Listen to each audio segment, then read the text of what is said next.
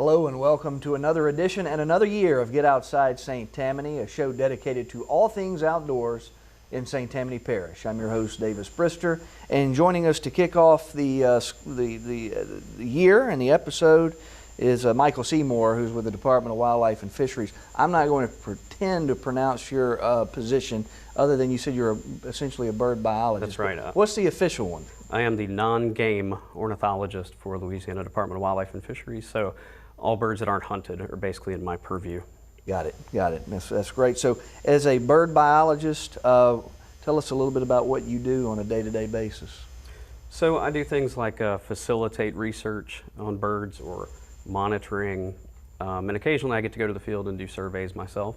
And the idea is to do whatever we can to learn about the conservation of non-game birds so we can protect those birds for the future.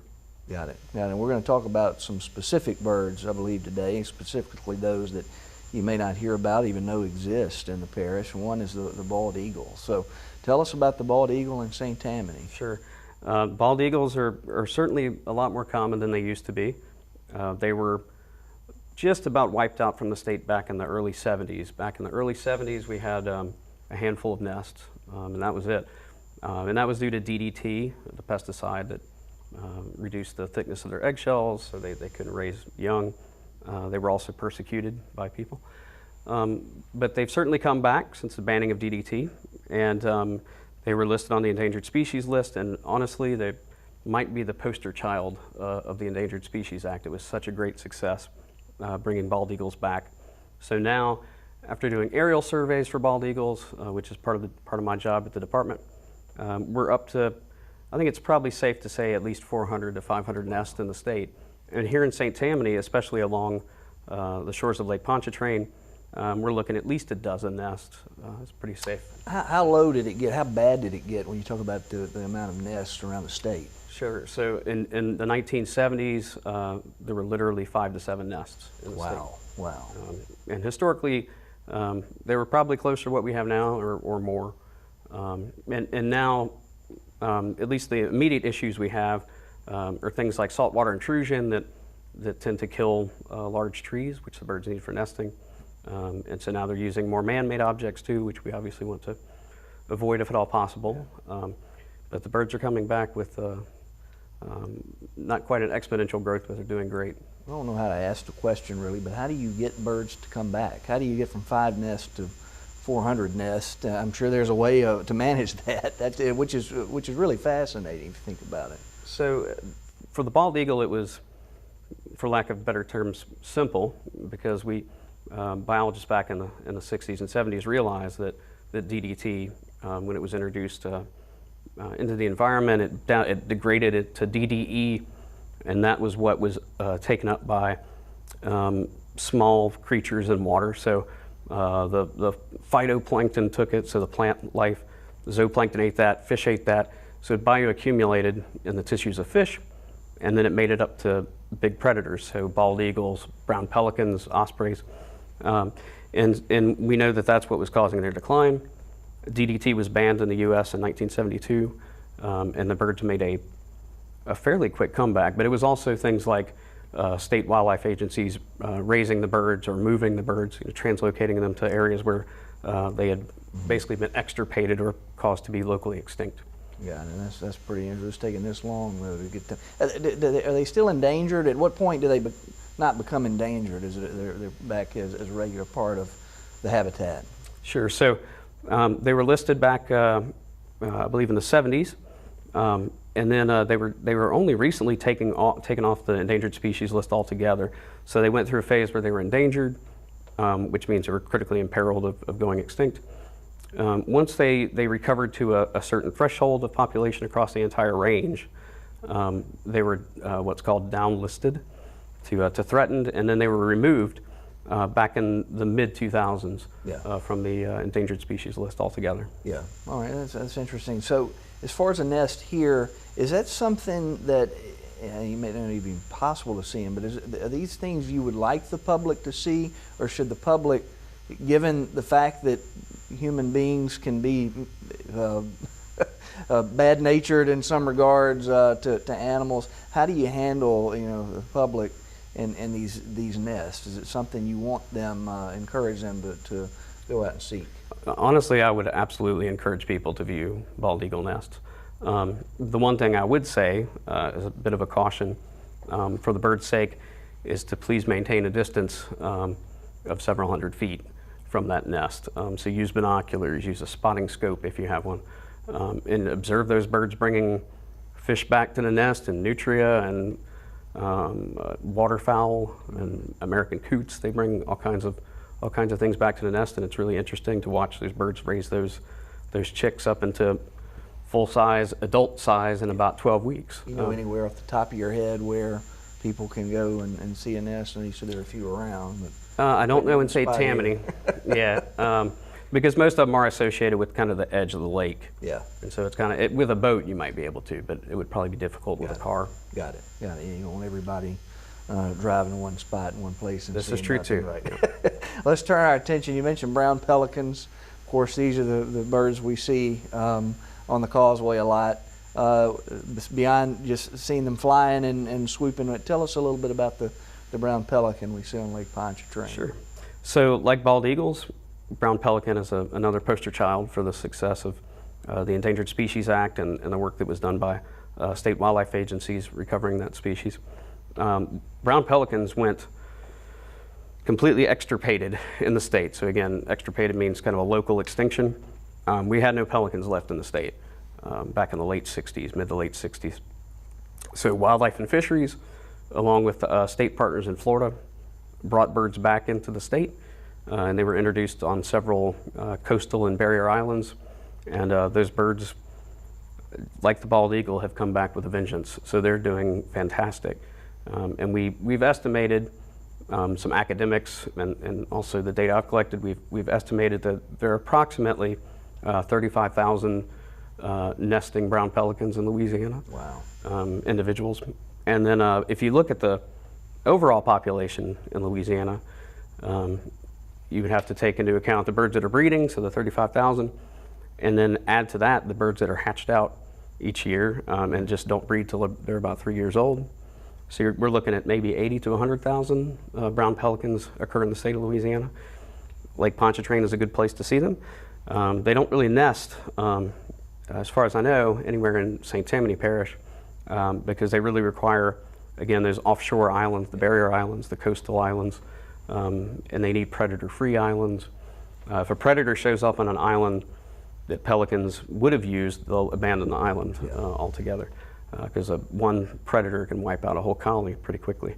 But they are pretty fascinating creatures.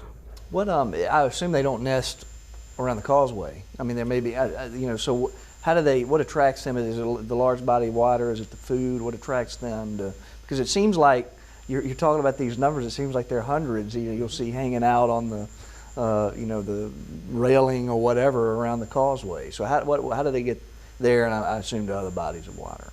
Sure. So they typically breed again on islands, kind of offshore and near shore. However, when they go to forage, they can travel miles to get to food resources.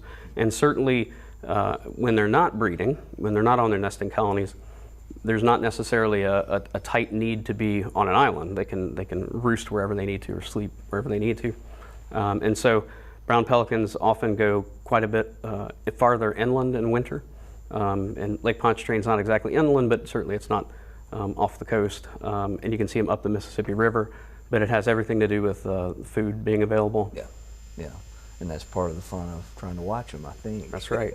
Yeah, in fact, off the causeway, I guess in the last handful of years maybe, a lot of bird watchers have been reporting brown boobies off the causeway. So as they're traveling over the causeway, they're seeing these fish-eating birds that weren't necessarily unheard of in the state before, but now we're seeing them in double digits, and it's off the causeway. And so if birders or bird watchers from out of state come in and they want to see some rare bird and they want to tick off brown booby off their list, we tell them, well, you drive the causeway and you can get brown booby. Yeah. It's kind of a bizarre recent addition to our avifauna. It's nice. That's nice. I know another bird we're going to talk about is a woodpecker, and there's a very specific one I think that you said has also been endangered. So tell us about that particular woodpecker. Sure. So red cockaded woodpecker is a federally listed species. It's listed as endangered.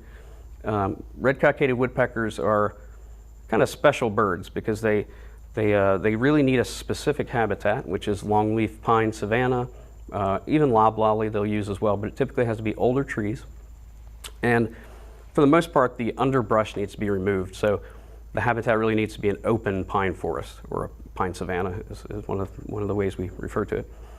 So you typically need fire to clear out the underbrush, which has obviously become rarer on the landscape nowadays. So folks like Wildlife and Fisheries, U.S. Fish and Wildlife Service, and our other partners, U.S. Forest Service, prescribed fire is one of the main things we do to bring that species back so the habitat's suitable. These birds nest in small family groups, so it's not like a cardinal in your backyard. It's a bird that has young from the year before come and help the adults raise chicks the next year. Yeah. They nest in live trees, which is pretty unusual for a woodpecker.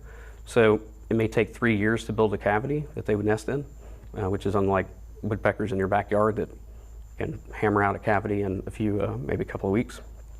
And the birds are also known to use man-made nest boxes in trees. So you can't hammer it to the outside of the tree. You got to literally get a chainsaw, carve into the tree, and place the nest box. Wow. So there's experts on staff at Wildlife and Fisheries and our colleagues in other agencies that know how to do that. In addition to that, the birds typically use live trees because they have a special way of keeping predators out of their nest. So they'll peck holes around the edge of their nest cavity. Sap drains out, and that prevents things like snakes and other things from entering the nest cavity and eating the chicks as they're developing. So very specific habitat needs, and just a fascinating life history. It's amazing how it works, right? It is. You get smart animals there. Anything else you want to add? We got about a minute left. Any other broad bird topic that people around here should know about? Sure. So St. Tammany has recorded, according to eBird, which is a national online database, international online database where birders enter their sightings.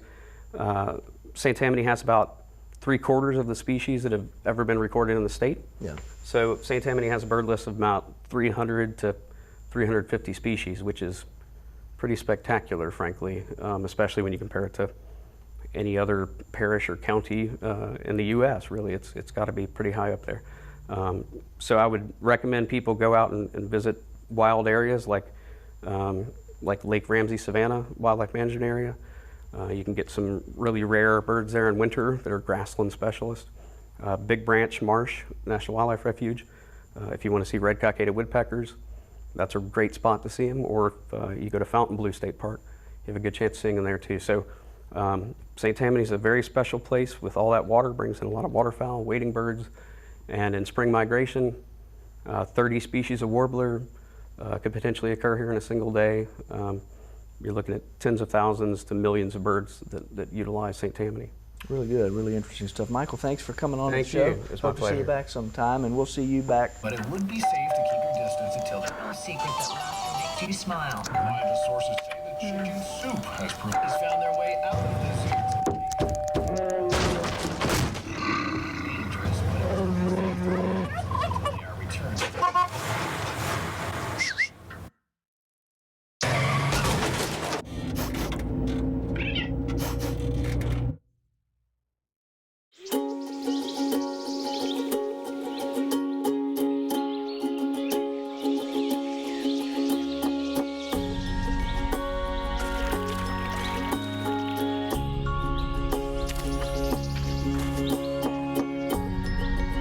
Getting closer to nature can get you closer to your family.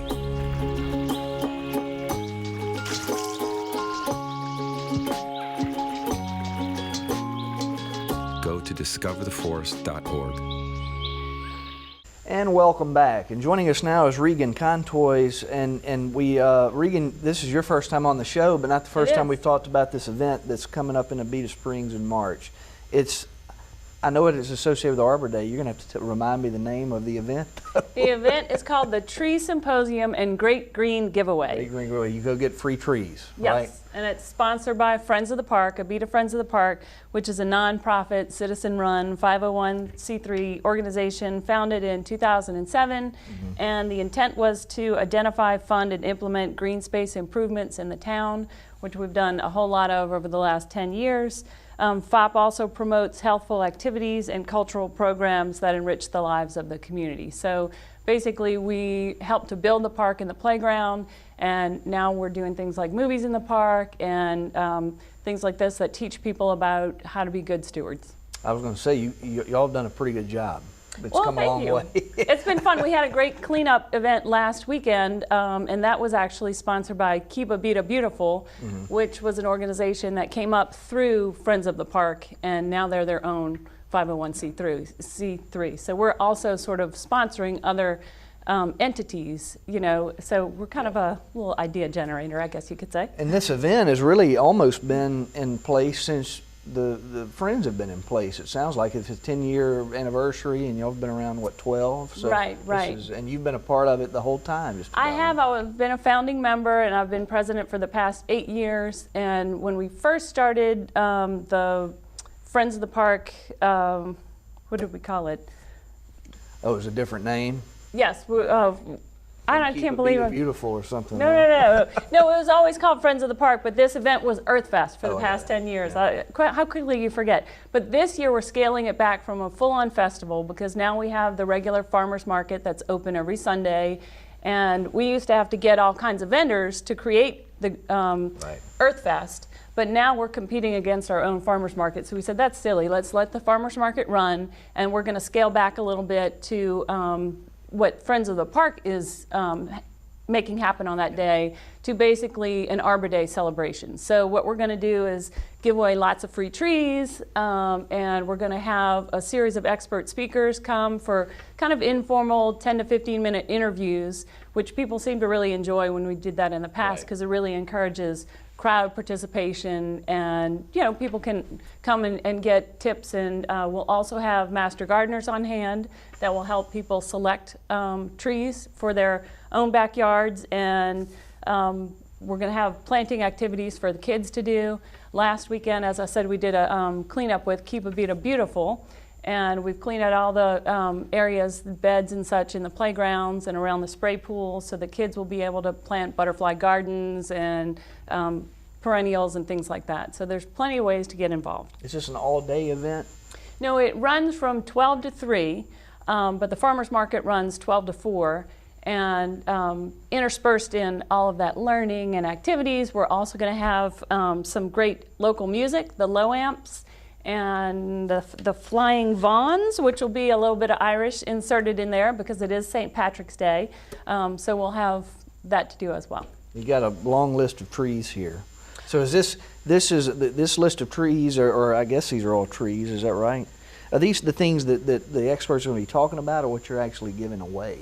Well, we're going to be giving away, this is the list of trees that we'll be giving away, and basically we wrote a grant, and Apache Corporation funded it for us, and we're going to be working with a nursery out of Amite, which is, let me make sure I get her name right, Jenkins Farm and Nursery, which is Margie Jenkins, or Margie Ann Jenkins, mom and daughter, and they really specialize in native trees, and so we've worked with them over the past many years of Earthfest to get some interesting things that you're not going to find at your local garden center. So real plant enthusiasts love to come here because they can get things they can't find elsewhere, and we just love supporting the local nurseries and getting things that are locally grown, giving them away. And these aren't going to be little sticks like you often see at tree giveaways. These are going to be 3 to 5 gallon trees. Wow. So you need to come prepared. prepared. Yes, some people came and they said, "Oh no, we're not. We walked over here. We can't bring the pot home."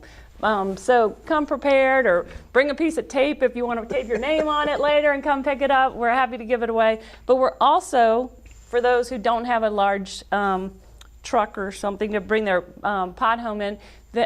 We are going to be giving away cypress seedlings, which a local school teacher and her children have grown for us. Gina Egan does this every year, and she found out about Friends of the Park's programs, and she said, I want to gift them to Friends of the Park so you guys can give them to people to make sure that they succeed. So it's pretty cool that we have people who are kind of fostering that sense of community and good stewardship. What kind of turnout do you normally get? I mean, you ballpark guesstimate. Hundreds, dozens? Oh no, more in the thousands for sure. Okay. And we have, I think, a few hundred of the larger trees, and then I don't know how many saplings, and then some locally, some nurseries have been also donating things to us like at the last minute. So I'm not sure exactly how much we'll have, but it's all got to go by 3 o'clock. Oh, I meant how many people normally show No, up. that's what I'm Okay, saying. So you got thousands of trees and thousands of people, hundreds of trees. So come and get your tree. You got 2 bands. And it's free. It's free, 1 per household. Yeah. You know. You got to really be into this to pull it off. I mean, pulling off, whether it's a festival or not, this is quite an undertaking. Yes, so it what is. keeps you wanting to do it? When I first moved to Abita, there was like 1 gunmetal slide in the playground, and I was like thinking about having a family, and I said, hey, I want to get involved. I'm a landscape architect by trade and a planner, so I wanted to reach out and get involved with my community, and being a member of Friends of the Park really helped me to find friends in the community, and it's just been a joy to watch it grow. It really has. And everybody who's been involved says, it's not just them who is involved, but their whole family gets involved, and the community has really grown together over what is really important about Abita Springs and what it's known for. It's its water, its green space, the river. So it just keeps giving back. Did you expect it to grow into what it's become?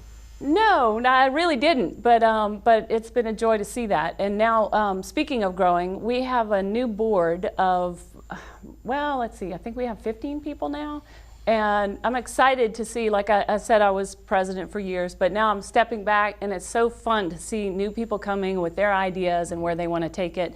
And speaking of new things, we just had our website upgraded by one of our new board members. So if you want to get involved, either as a sponsor or a vendor, or I'm sorry, we're not doing vendors, sponsor, or if you want to do service hours, you can just check us out on our Facebook or website, and that's at Abita Springs Friends of the Park. Got it. What else do you want to add either about the group or the event? You think of anything else?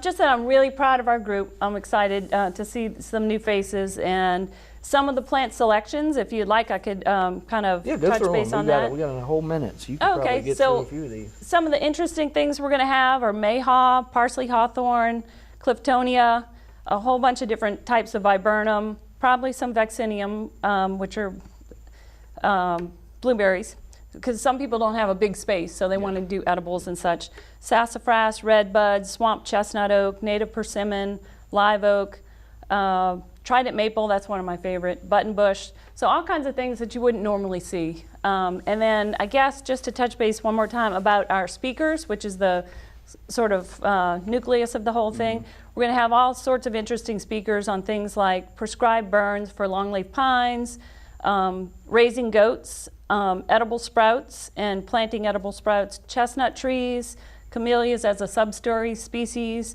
birds living in trees. We just heard about all that. sorts of things. Yes. You got a wide variety with the Department of Wildlife and Fisheries. You just tell us about certain birds. Oh, good. But anyway, that's quite all the ecosystem. Quite a variety of topics you've got. And we're going to get it all done in 3 hours. 3 hours. Come, it's going to be fun. And it's free. It's totally You free. show up, All our festivals, all our events are always free. Because we think of ourselves as a community service, and we want to just get people involved. Awesome. Regan, thank you so much for coming on the Thank show, you. and good luck with the event. It is on March 17th. We didn't say the date. March 17th, St. Patty's Day. Come out, get your free tree. It's going to be fun. It's going to be fun, and we hope we'll see you back next month on Get Outside St. Tammany. Thanks for joining us.